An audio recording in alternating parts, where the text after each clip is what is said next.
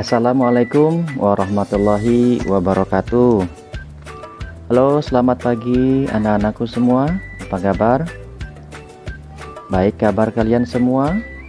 Alhamdulillah. Mudah-mudahan semua selalu dalam keadaan sehat, tetap semangat, dan aktivitasnya selalu Allah berikan kelancaran. Amin. Anak-anak, pada pagi hari ini Bapak akan menemani kalian untuk mempelajari tema 4, subtema 4 tentang kewajiban dan hakku sebagai warga negara. Sebelum kita mulai pembelajaran, yuk sama-sama kita berdoa semoga pelajaran kita hari ini bermanfaat. Bismillahirrahmanirrahim. Rabbi zidni ilman warzuqni fahman. Amin. Baik anak-anak, pada pembahasan tema 3D yang terakhir adalah tema 4, subtema 4 tentang kewajiban dan hakku sebagai warga negara.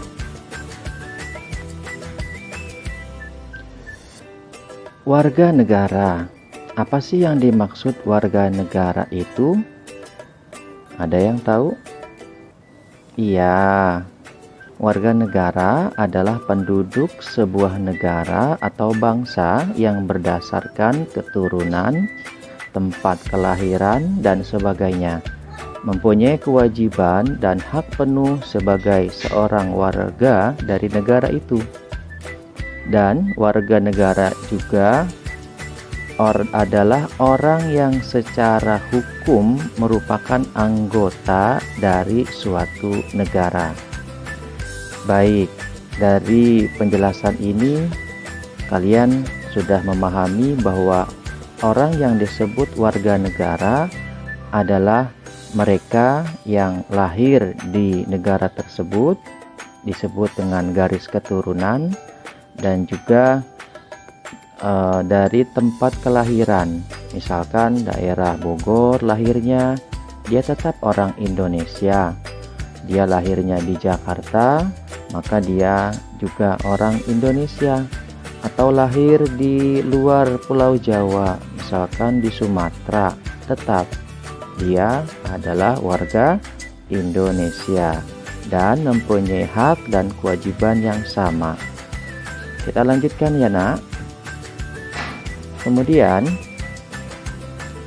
hak dan kewajiban warga negara apa sih? Ya, baik yang lahir di Jogja, di Bogor, di Sumatera, di Aceh, yang semuanya ada di tanah Indonesia, memiliki hak dan kewajiban apa saja. Setiap warga negara memiliki kewajiban dan hak sesuai peran masing-masing. Maksudnya apa peran? Peran masing-masing adalah sesuai dengan profesi atau pekerjaannya. Nah, kalau misalkan kalian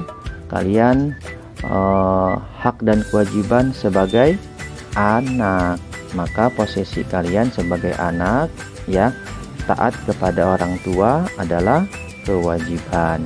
Belajar dengan rajin yang giat adalah kewajiban. Sedangkan hak kalian adalah mendapat kasih sayang orang tua, mendapat perlindungan orang tua, mendapat pendidikan, ya, mendapat pendidikan dari orang tua. Itu hak kalian, dan kewajibannya kalian belajar dengan tekun. Nah, kalau misalkan profesi Bapak adalah sebagai guru, maka kewajibannya adalah memberikan ilmu pengetahuan, dan sebagai orang tua Bapak juga mencari nafkah sama seperti orang tua kalian. Dan hak kewajiban harus dijalankan secara seimbang, ya.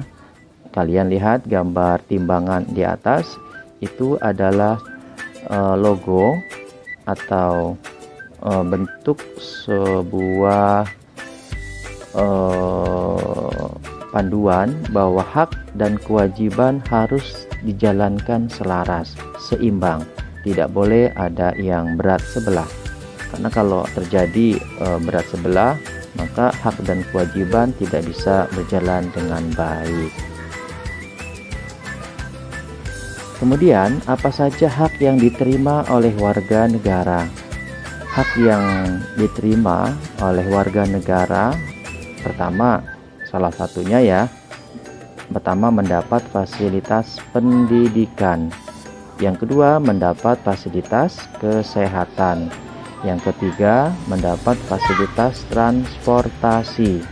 Dan masih banyak lainnya, hak yang diterima oleh warga negara yang diberikan oleh negara. Ya, hak ini digunakan sepenuhnya oleh warga negara, misal untuk fasilitas pendidikan. Tujuannya adalah mencerdaskan warga negaranya. Maka dibangunlah lembaga pendidikan seperti sekolah negeri, baik dari SD negeri, SMP negeri, SMA negeri, bahkan fakultas atau universitas negeri. Nah, kemudian fasilitas kesehatan ya dibangun juga seperti rumah sakit umum yang ada di daerah masing-masing. Lalu pemerintah juga membangun fasilitas transportasi dan masih banyak lainnya. Kemudian fasilitas kesehatan, contohnya ya, setelah fasilitas yang dibangun oleh pemerintah tadi yang dibahas, nah sekarang fasilitas kesehatan untuk menjamin warga negaranya sehat, kuat ya, agar bisa memiliki sumber daya manusia yang tangguh, maka pemerintah berkewajiban ya membangun unit rumah sakit atau fasilitas kesehatan guna warganya berobat jika ada warga yang menderita sakit. Apa saja yang dibangun? Di antaranya rumah sakit umum daerah ya, RSUD yang disingkat. Nah, kalau di Tangerang Selatan kalian bisa lihat atau ketemu RSUD yang di dekat Universitas Pamulang, itu ada RSUD Tangerang Selatan. Begitupun daerah lain, kalau Depok ada juga RSUD-nya, Bogor juga punya RSUD-nya, dan masing-masing daerah pemerintah sudah membangun fasilitas rumah sakit untuk masyarakatnya berobat. Nah, bagaimana dengan puskesmas? Puskesmas didirikan oleh pemerintah di daerah yang wilayahnya mencakup kelurahan ya. Jadi kelurahan itu terdiri dari beberapa RW, rukun warga, maka dibuatlah pusat kesehatan masyarakat ya, manfaatnya bagi masyarakat yang memerlukan dokter, memerlukan penyuluhan kesehatan, informasi kesehatan, maka setiap kelurahan dibangun tempat puskesmas di mana masyarakat bisa berobat. Dan juga ibu-ibu yang punya anak, ibu-ibu yang hamil, nah ini juga bisa berobat ke puskesmas ya. Puskesmas itu memiliki beberapa fase pengobatan, baik untuk umum atau penyakit khusus, atau juga untuk ibu yang hamil dan bayi. Baik, dan juga fasilitas kesehatan yang dibangun pemerintah lainnya seperti program KIS, Kartu Indonesia Sehat, ada juga BPJS dan lain-lain. Semua ini bermanfaat untuk warga negara Indonesia ya, untuk menjamin kesehatan mereka. Kemudian anak-anakku yang soleh dan soleha, fasilitas umum yang dibangun pemerintah yang sebelum tadinya Bapak bahas tadi, kita lanjutkan. Ada fasilitas umum ya yang dibangun pemerintah. Selain kesehatan, ada juga fasilitas umum seperti sekolah negeri, sekolah negeri baik dari unit SD, unit SMP, SMA, atau universitas negeri. Itu dibangun oleh pemerintah yang berfungsi untuk mencerdaskan warga negaranya, ya, mendapatkan ilmu pengetahuan. Kemudian dibangun juga terminal bus yang berfungsi untuk menyalurkan warganya untuk melakukan perjalanan dari satu tempat ke tempat lain, dari satu kota ke kota lain. Maka diperlukan wadah bertemunya masyarakat dan juga alat transportasinya, yaitu bus. Kendaraan umum, nah di kota-kota, ya, di Jakarta, di Surabaya, dan lain tempatnya, pemerintah daerah menyediakan kendaraan umum, ya, seperti Mayasari, kemudian bus-bus lainnya yang memang diperuntukkan bagi seluruh warga negara. Meskipun membayar, tetapi biayanya tidak terlalu besar. Kemudian fasilitas jalan raya. Pemerintah juga membangun jalan raya yang berfungsi untuk membuat akses perjalanan lebih mudah, perjalanan lebih cepat, dan tidak membuat banyak waktu terbuang. Maka dibangunlah jalan raya, ya, menghubungkan dari satu tempat ke tempat yang lain, baik itu jalan raya umum dan juga jalan tol. Ya, kalau jalan tol ada yang harus dibayar kewajiban penggunanya, ya. Kenapa jalan tol harus bayar? Karena dibangun dari biaya pribadi, ya. Kecuali pemerintah membangun jalan tol dan peruntukannya gratis untuk warga negara, tapi sampai saat ini belum. Ya, mudah-mudahan jalan tol semuanya gratis. Amin. Kemudian ada juga bandara, transportasi udara, ya.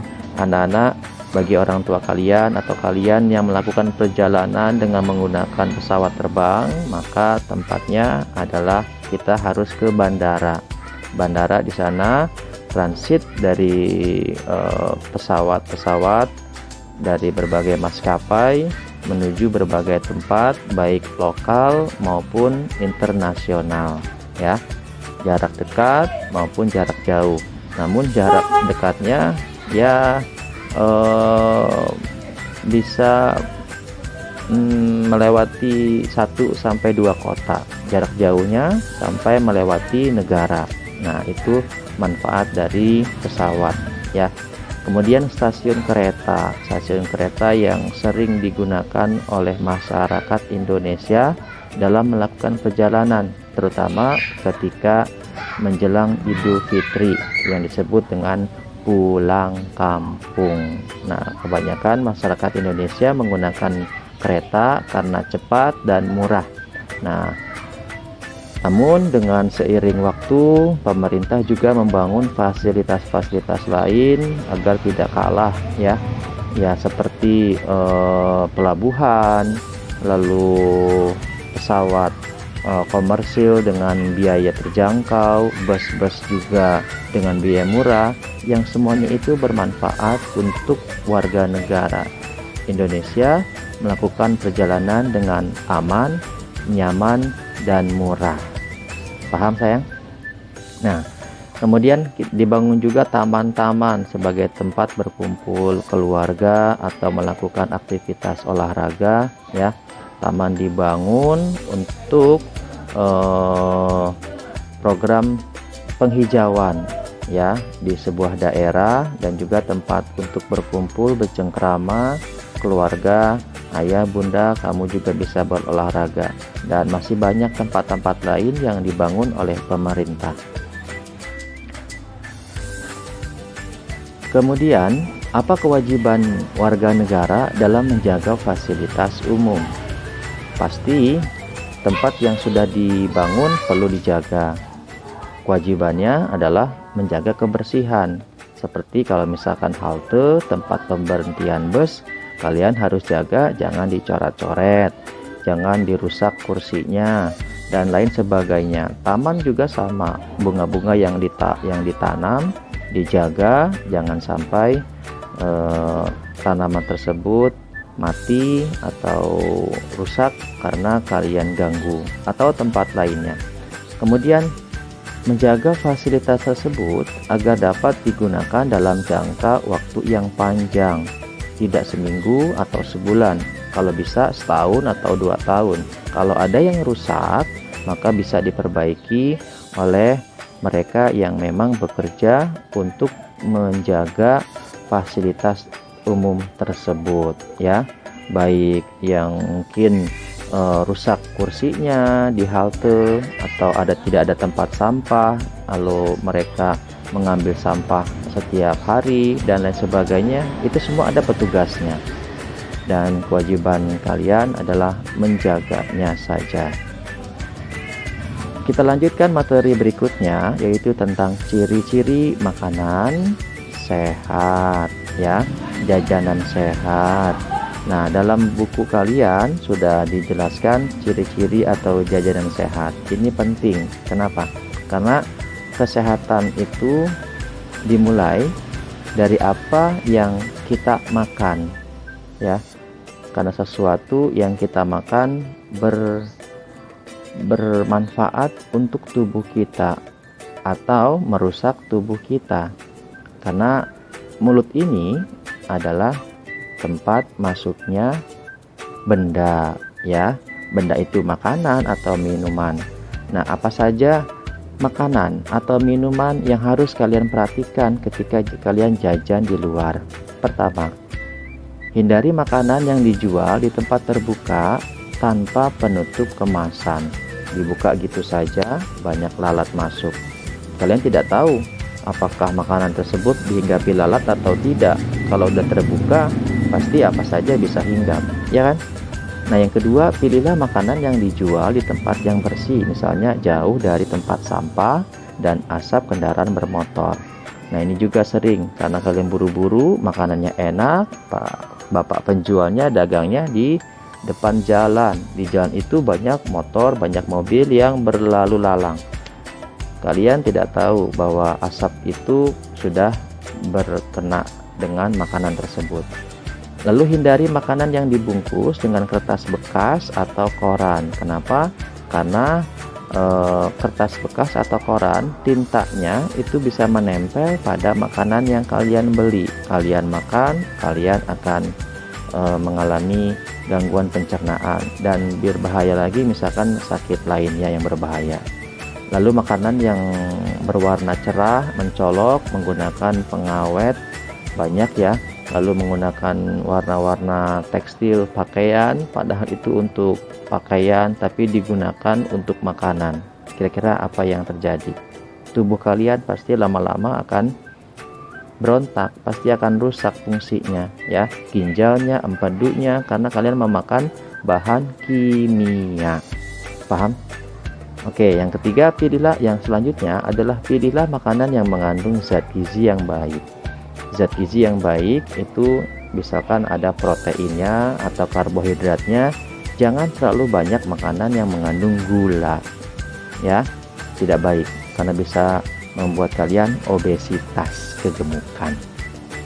Nah, budaya ramah tamah warga Indonesia. Kita materi ke berikutnya. Apa sih yang dimaksud ramah tamah? Ramah tamah artinya baik hati, baik tutur katanya, suka bergaul dan menyenangkan dalam pergaulan.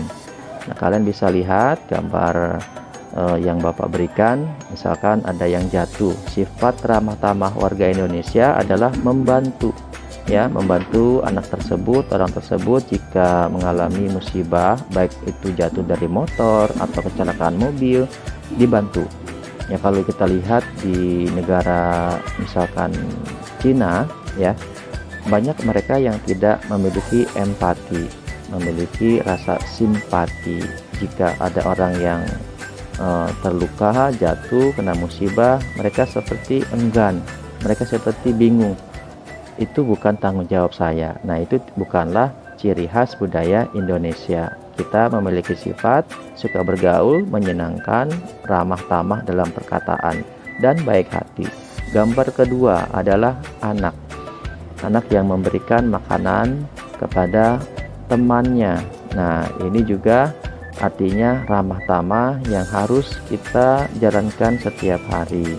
Nggak banyak-banyak, mungkin berbagi makanan dari rumah. Mama membawakan makanan yang cukup banyak, ya cukuplah kita berbagi kepada teman. Siapa tahu besok dia akan membawa makanan, kita akan dibagi. Amin. Ya. Lalu bermain juga orang Indonesia tidak memilah-milah apakah dia orang Cina, apakah dia dari orang daerah lain, ya, orang Sumatera, orang Papua, orang Bali, ya. Di sekolah itu mungkin ada beberapa di antara kalian berasal dari beberapa daerah.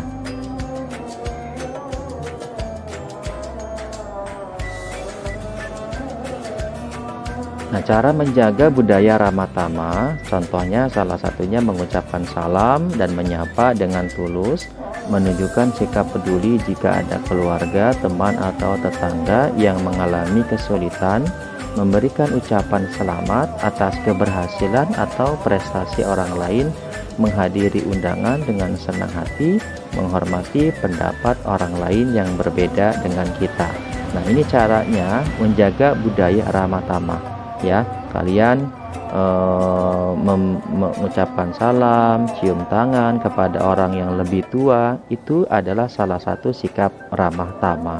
Sikap peduli kepada tetangga, ya, itu juga sikap ramah tamah. Ada yang meninggal, ada yang sakit, kita berkunjung, lalu kita mendoakan, membawakan oleh-oleh, buah-buahan untuk orang yang sakit, dan juga mendoakan agar semoga cepat sembuh. Itu juga merupakan sifat budaya ramah tamah. Baik anak-anak, pada penghujung pembelajaran ini Bapak berpesan kalian tetap menjaga protokol kesehatan, cuci tangan, ya. Setiap memegang benda yang baru yang di luar rumah yang kita tidak tahu apakah tercemar virus, dan memakai masker apabila kalian bepergian keluar tempat, dan coba hindari tempat-tempat yang ramai karena kita tidak tahu apakah si B, si C, si D yang kita tidak kenal, yang kita tidak tahu terkena virus atau tidak. Jangan sampai kalian pulang ke rumah membawa virus corona. Dan semoga ujian kalian nanti mendapatkan kelancaran dan sukses. Demikian pembelajaran kita untuk hari ini. Terima kasih atas kebersamaannya. Tetap semangat. Wassalamualaikum warahmatullahi wabarakatuh. Merdeka!